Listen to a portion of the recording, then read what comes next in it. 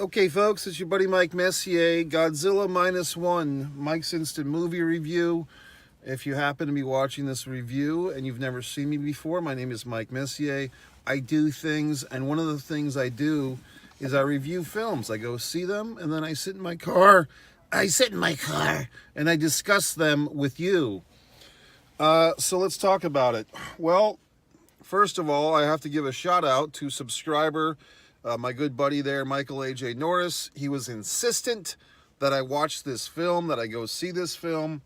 I even said, Michael, or AJ, I don't really like Godzilla movies. I said to him through, the messenger, and he said, but you got to see this one, Mikey. So that and another gentleman, the dapper man, Kevin, here in Jacksonville, filmmaker himself, he made a nice post on Facebook declaring this film a great film, that you did not have to be, I believe he said, a Koji fan, which I believe is monster movies from Japan fan, to enjoy it. And if I really think about it, folks, I have seen, a good portion of these movies of the last 20 years or so, the King Kongs, the Godzillas, the stuff back in the 60s. I always had a soft spot for that Godzilla vs. King Kong movie from the 1950s or 1960s version, which I actually saw in a 3-movie DVD compilation in the Dollar Tree, believe it or not, which I might go back and get. I have a lot of movies on DVD that I haven't watched. So many things to watch, you know what I mean? It's just too much content for one lifetime, folks. But let's get back to this film. Well, first of all, I went tonight. It was a Tuesday night. I believe there's some type of discount at the AMC Theater. The theater had a lot more people than I expected. Also, I think it's been posted on social media that this Godzilla Minus One, it's in its last, I think at this point there's only 2 days left to see it on the big screen, because so many movies are coming in for Christmas. The Iron Claw, the Von Erichs wrestling movie, amongst others. So I really had to kick myself in the ass, because to be quite honest, even with all the resounding go see it's, from all these wonderful people, I still, kind of was a little hesitant, or just not that psyched up to see it. But boy, was I wrong, folks. This was a fun, not just a fun movie, but like a serious movie, which actually didn't humanize Godzilla in any way to me.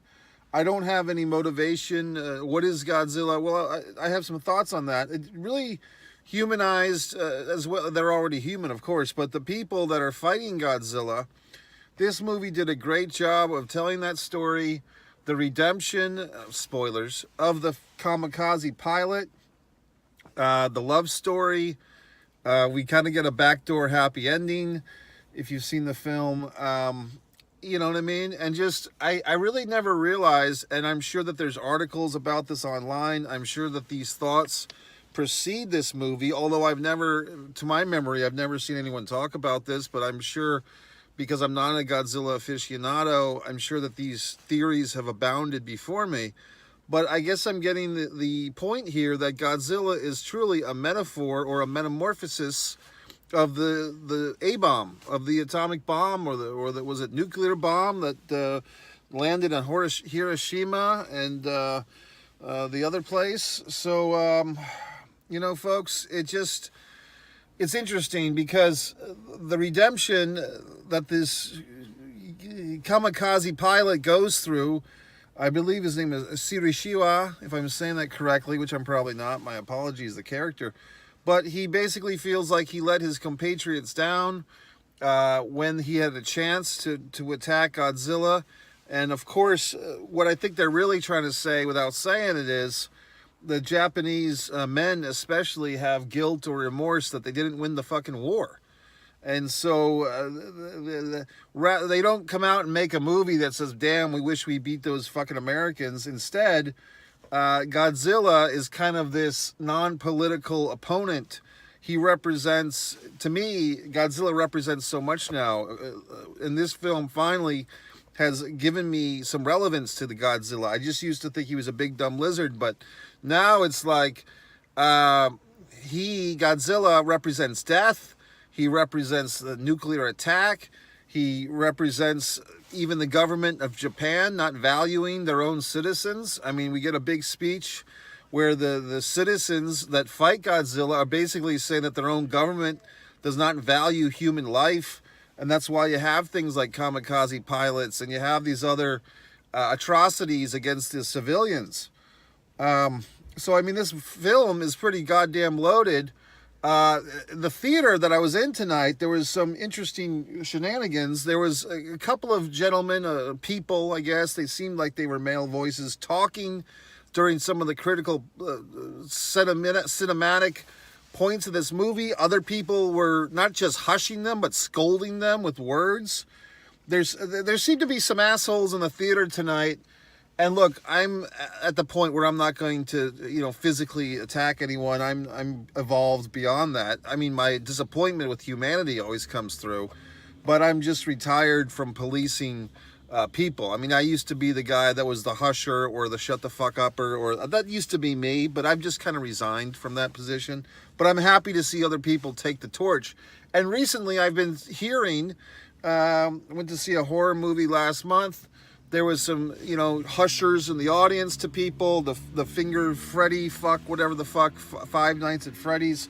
And now this Godzilla thing where audience members are hushing each other, at least in my experience, 2 in the last month, which I think is a pretty good number. So there was some hushing going on. There was some, talk shaming going on in the theater tonight. I thought that was awesome. I loved it to hear audience members yelling at each other to shut the fuck up. I thought that was great. So good job, whoever the fuck you are, for doing such. But to me, the people that were kind of chit-chatting away, like anyone gives a fuck what they have to say, they're not getting the relevance and the storyline. And this movie is kind of going for some real emotional things here. The shame of being a kamikaze pilot who does not go kamikaze, who does not live up to his expectations. Not that I'm shaming them, but the self-imposed shame. Once again, the feeling that the government does not care about you, and that you're just a sacrifice, and that your life means nothing, that you're just to be sacrificed at the altar to war or to defending against Godzilla. The woman, I'm trying to remember her name, very, like this unfulfilled relationship. They have like this platonic live-in relationship, and they have this adopted daughter of sorts who's calling them mommy and daddy, but the man, Soshisawa from fucking the war, he can't get over his guilt, so he does not consummate with this beautiful young woman. He's got this built-in family. He's got this lovely woman that he's living with, but he can't kiss her. He can't make love to her because he has such guilt. So he has to fucking blow up Godzilla. And a nice little, semicircle here.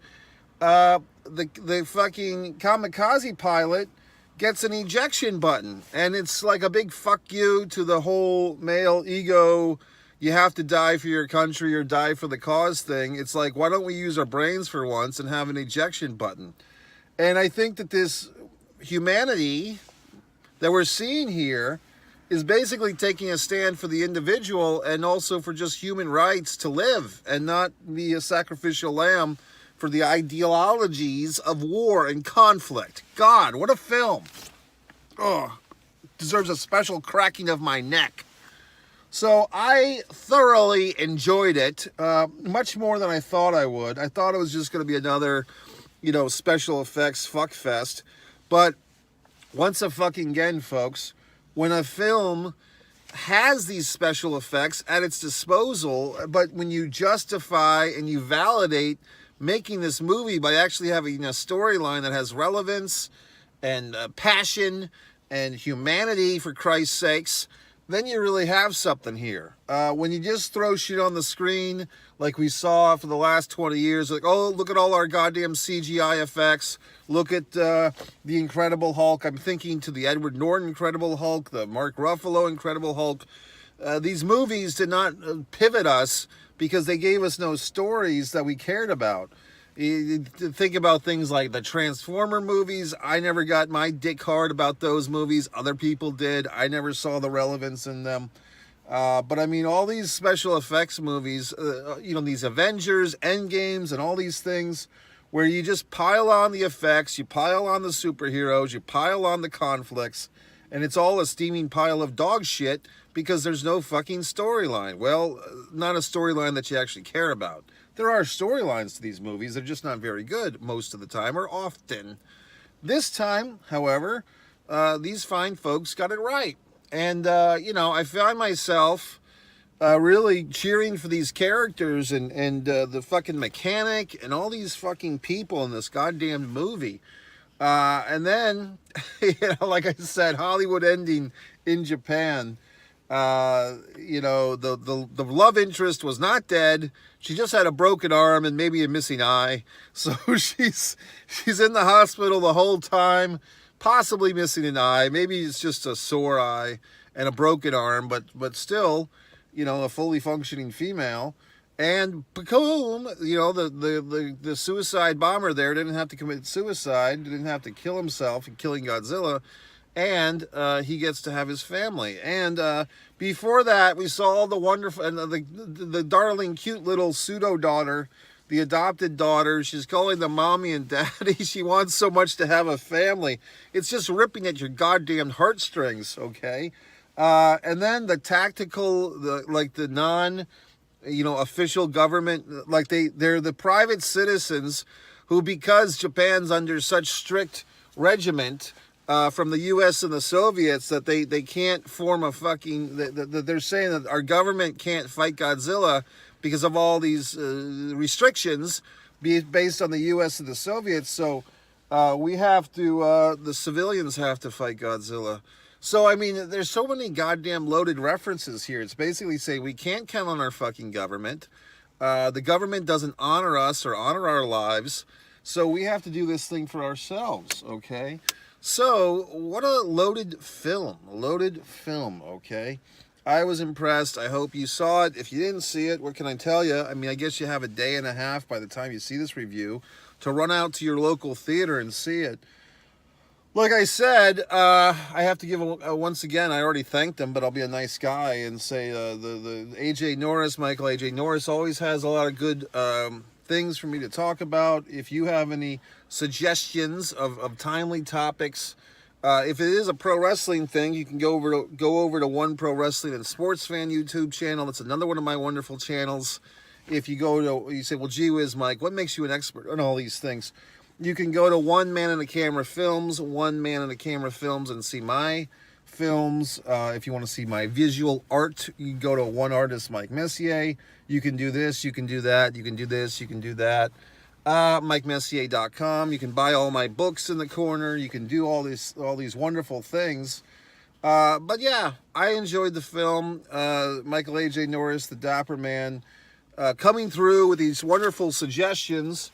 And see, folks, I actually listen to people. When people insist and they say, well, gee whiz, Mike, you really got to see this goddamn movie, I don't hesitate. I don't say, oh, yeah, I'll see it, and then don't see it. I mean, I remember telling people, oh, you got to go see Top Gun Maverick. Oh, I don't like Tom Cruise. Well, go see the goddamn movie anyway. And people don't listen to me, and they don't get to see a wonderful movie. But with this, I had my hesitance. I had my... second thoughts, or I had my, do I really want to see a fucking Godzilla movie? But I listened to my peers, I listened to my friends, and I said, okay, I'll go see it. And I'm happy that I did. So see my happiness? Okay, folks, so at the end of the film, one person was clapping. There was probably, I'd say 40 people in the audience, and one person's clapping. And I kind of did like a little stand and clap. Like, I really wanted to get the fuck out of the theater. I wanted to get something to eat. I just had a nice little pseudo meal at Sonic. I had a chili cheese dog, and I had a double cheeseburger of some kind, fairly good. I skipped the fries, I skipped the tater tots, I just went for the meat and the carbs, okay? I do have an apple somewhere, maybe I'll eat that as dessert. But anyway, folks, I had a good time at the movies tonight. MikeMessier.com. If you have other suggestions, topics, I am watching a lot of streaming stuff. I'm watching this documentary, The Inventor, about the crazy woman Theanos or whatever the fuck. The Blood Lady, and so on and so forth. MikeMessier.com. Subscribe to all my videos, all my channels, buy all my books, do everything